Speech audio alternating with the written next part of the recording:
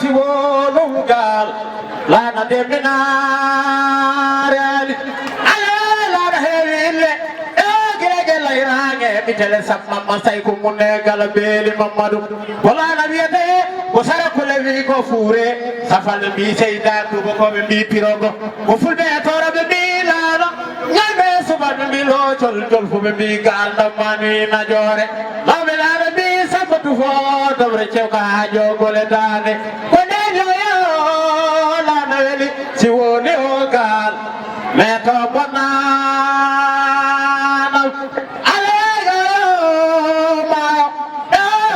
Nghawle gara Wuro penda Muusaa Bukari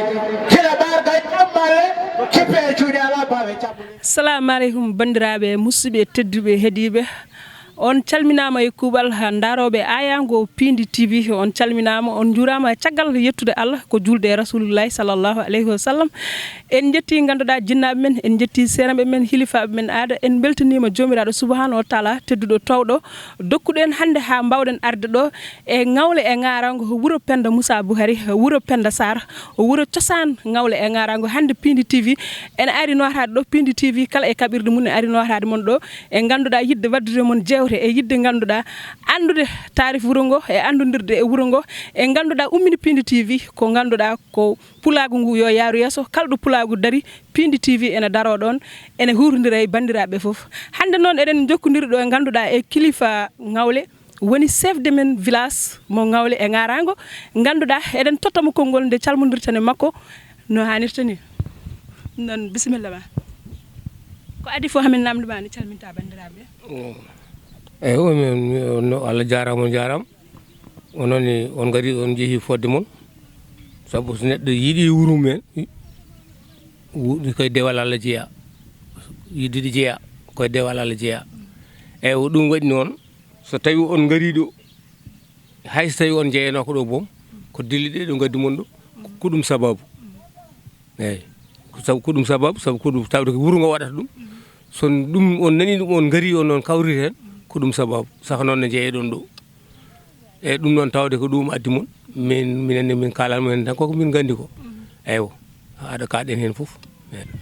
baba ganduɗa minen min gari ɗo hande minen ko équipe Piindi TV min gummi ko to e Dahar min gari ganduɗa ko nowtitade dille gonɗe ɗo e Nghawle ɗe ɓesgu Nghawlenaɓe ko mbaɗata ɗo ko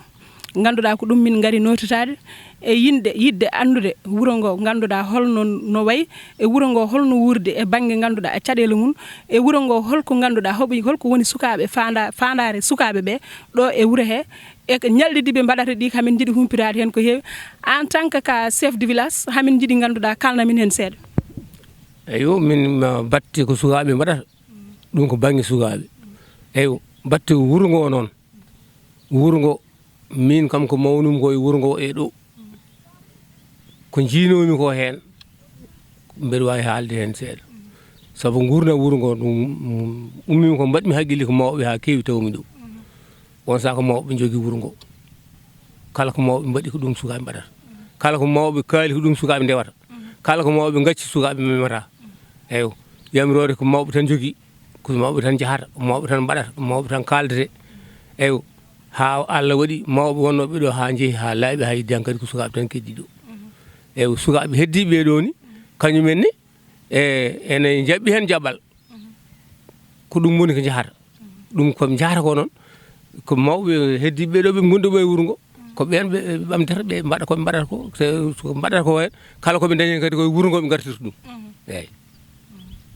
eyyi ganduɗa kono somi faami haalama firti ko sukaɓe ɓe ene nanodiri e mawɓe ɓe no hannirta ni ganduɗa ko yamirore mawɓe he tan ɓe keddi joni aadaji e piine cosanɗe ɓe mbaɗata ɗe mbeɗa sikki ganduɗa ene yaade yamirore mawɓe eyyi ene yaade yamirore mawɓe ɓe kono ganden kadi mbaɗen haqqillaji men kadi ganden oɗo jamano gonɗen joni mawɓe yawɓe ganda galano on ɗon jamano ko jamano goɗɗo joguino o nanani hen tubakiri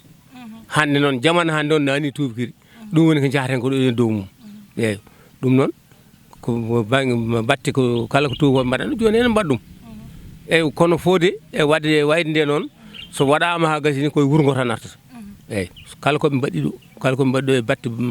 maale mbayɗini e fijirleji mbayɗini fof koye wuuro ngo gartirta ɗum ene waɗani wuuro ngo gartam waɗani wuuro ngo gartam hay rawande nde mbaɗi ɗo koɓe daño ko hen e mahi ɗum ɗa kalasuji ɗiɗi ɗo e école o nena nen dariɗa jomum suwa uddita taw bo nen fewde eyyi hikka ni ɓe ɗaɓɓata kadi koko way noon eyyi koɓe ɗaɓɓata kadi koko way noon kono so tawi on jodima kamɓe joguiɓe ɗum ɓe e erdiɓe ɗum ɓe ɓurata moon labde ha mbawon famde koɓe woni ɗum kamɓe sukaɓe eyyi eyyi ko noon tigui Baba ganduɗa Nghawle kadi en jii ganduɗa kala gammu yimɓe hewɓe ene gara ɓe ene gummo Nouakchott ɓe ene gummo Fouta ɓe ene gummo Dar yimɓe hewɓe ene pottira ɗo kadi ganduɗa ziyara baɗɗo fayida ene waɗe ɗo e wuuro he yimɓeɓe foof ene pottira e wuuro he hannirta ni holno jiiruɗa ɗum an Baba e banggue garal yimɓeɓe eyyi jiirumi ɗum kala ko kewi ko ɗum yimɓe jara sababude gamuji ɗi koɗi puɗɗi ko waɗede hankkadi wonti jagganami jagganma ko ɗum firti ko jagganami jagganma ko firti ko joni kala no gammu kewi no gammu yonti goto fof doganta ko wuuro men goto fof hankkadi ƴettoyta ko wuuro men eyyi kala ɗo mbawɗa wonde sa dañi Allah ardinma a arat nortoɗa wuuro mon ko gammata ko toon e Gurdiane walla gamma e ladde nde gara tawde aɗa wawi arde gara e wuuro mon gamma e wuuro mon jiiya banden jiima kesiti noon kadi ko wonno hakkude mon ko eyyi